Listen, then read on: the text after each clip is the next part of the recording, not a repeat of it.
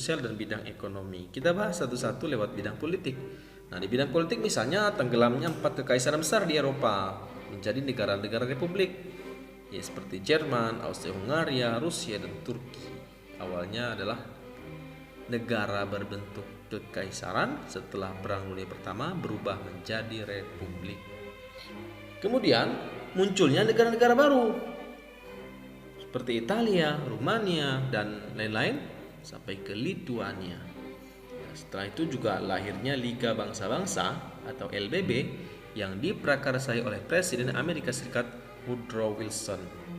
Kemudian munculnya paham fasisme di Italia, Nazi di Jerman, nasionalisme di Turki, militer di Jepang, dan komunisme di Rusia.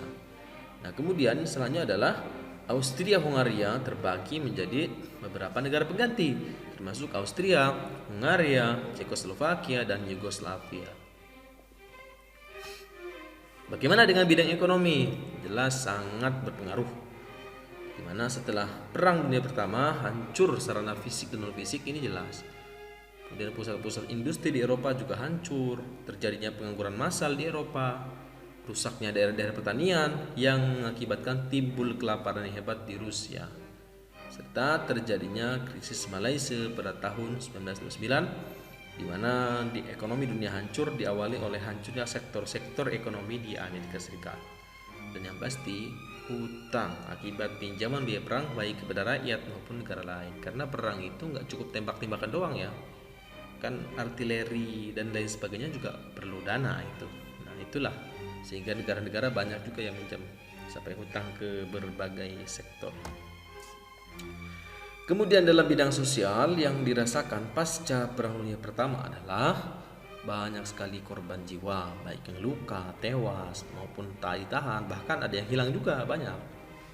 Nah, negara-negara Eropa banyak kehilangan pemuda karena para pemudanya banyak yang ikut perang, banyak yang gugur. Nah, karena para pemudanya ini banyak yang gugur, peran perempuan menjadi meningkat karena perlu digantikan perannya oleh perempuan.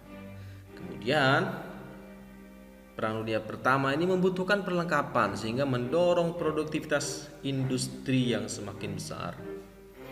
Nah, karena banyak korban meninggal terutama laki-laki, ini menyebabkan penurunan angka kelahiran dan populasi di Prancis. Kemudian dibentuk LBB tahun 1919 dan terjadinya peleburan kelas sosial menuju pemerintahan yang lebih demokratis. Nah, kita juga akan membahas dampaknya terkait dengan perjanjian-perjanjian yang dilakukan pasca Perang Dunia Pertama. Yang pertama adalah Perjanjian Versailles. Ini pada tanggal 28 Juni 1918. Inilah perjanjian yang menandai berakhirnya Perang Dunia Pertama. Ini antara pihak Sekutu dan Jerman, hanya Sekutu dan Jerman, yang lain nanti ada lagi. Yang isinya sangat-sangat merugikan Jerman. Banyak wilayah-wilayah seperti Alsace-Lorraine dan Neuengamme harus diserahkan ke Kerajaan Belgia. Kemudian Danzig harus tidak lagi menjadi di bawah kontrol Jerman, dan Jerman juga tanah jajahannya diambil alih oleh Inggris, Prancis, dan Jepang, harus ganti rugi yang sangat besar, dan angkatan perang Jerman harus diperkecil. Yang pada intinya perjanjian Versailles sangat merugikan Jerman. Jadi seolah-olah Jerman gak punya muka dalam perjanjian ini. Karena perjanjian inilah yang kemudian di masa akan datang menyebabkan bangsa Jerman mengobarkan kembali Perang Dunia Kedua. Kemudian perjanjian Saint-Germain antara pihak Sekutu dan Austria yang isinya tidak diperkenankan adanya gabungan antara Jerman dan Austria. Dan yang kedua, Austria harus menyerahkan daerah Tirol Selatan dan Istria kepada Italia dan Bohemia serta Moravia kepada Cekoslovakia. Ada juga perjanjian Sevres antara Sekutu dengan Turki Utsmani yang isinya wilayah Turki diperkecil dan hanya tinggal kota Konstantinopel dan sekitarnya. Kemudian daerah yang penduduknya bukan orang Turki harus dilepaskan seperti Arab, ya di Syria misalnya kan, Palestina, kemudian Hijaz, Irak, dan lain sebagainya. Nah, daerah seperti Smyrna dan Thrakia diduduki oleh Yunani, serta Dardanella, Laut Marmara, dan Selat Bosporus harus dibuka untuk kapal-kapal dari semua bangsa. Kemudian Armenia diberi status merdeka dan Kurdi dimerdekakan.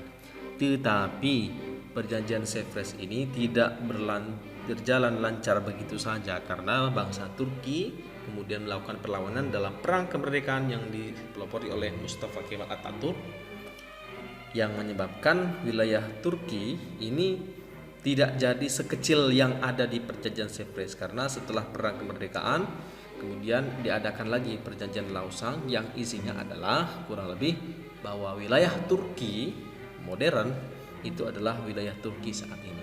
Kalau kita lihat di Perang Dunia Pertama, sebelum Perang Dunia Pertama ini wilayahnya luas banget. Tapi setelah selesai Perang Dunia Pertama ini diacak-acak dari Turki seperti ini ya. Ini nah, dikit banget. Untuk Italia ini di bawah kontrol Yunani, ini di bawah kontrol Prancis, ini di bawah kontrol Inggris, habislah.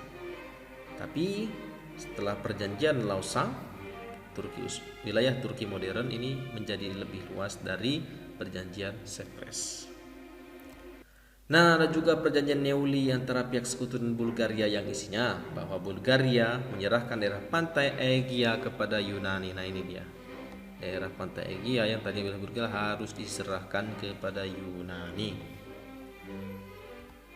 Ada juga perjanjian Trianon antara pihak sekutu dan Hungaria yang isinya bahwa daerah Hungaria diperkecil. Nah, ini yang tadi segini diperkecil jadi ini sekarang.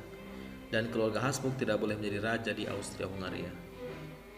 Jelas seluruh perjanjian yang ada itu adalah perjanjian yang memenangkan pihak sekutu dan merugikan pihak blok sentral. Saya akan bacakan sebuah pernyataan dari George Santayana yang isinya adalah mereka yang tidak mengingat sejarah akan dihukum untuk mengulangnya kembali. Maka yang harus kita lakukan, kita harus mengingat sejarah masa lalu. Kita harus belajar dari apa yang pernah terjadi untuk kemudian menjadi pijakan kita ke depannya. Jangan sampai kejadian-kejadian yang terjadi di masa Perang Dunia Pertama terjadi lagi. Kita yang harus bisa menangkalnya. Itu saja, terima kasih. Kurang lebih mohon maaf. Wassalamualaikum warahmatullahi wabarakatuh.